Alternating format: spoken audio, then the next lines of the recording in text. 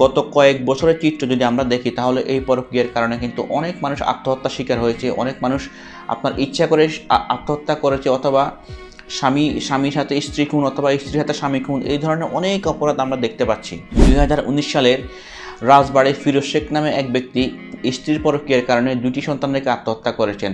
সম্মানিত সুধী, মুদ্রার যেমন এই পিঠ আছে, কিন্তু মুদ্রার উল্টা পিঠও আছে। স্ত্রীর পরকীয়ার কারণে স্বামী যেমন আত্মহত্যা করছে, অথবা স্বামীর হাতে যেমন স্ত্রী খুন হচ্ছে, মুদ্রার উল্টা পিঠ অর্থাৎ স্বামীর পরকীয়ার কারণে কিন্তু অনেক স্ত্রী আত্মহত্যা করছে। টাঙ্গাইলের সখীপুরে স্বামীর পরকীয়ার জের ধরে নুরুন নাহার নামে এক মহিলা তার 2টি ফুটফুটে বাচ্চা রেখে আত্মহত্যা করেছে। যেমন বলেছে মুদ্রার উল্টা পিঠ আছে, ঠিক তদ্রুপভাবে স্বামীর পরকীয়ার কারণে স্ত্রী যেমন আত্মহত্যা করেছে, ঠিক তদ্রুপভাবে স্ত্রীর পরকীয়ার কারণে অনেক স্বামী আত্মহত্যা করেছে। এবং প্রতিদিন কিন্তু সারা বাংলাদেশে এই চিত্র বেড়েই চলেছে।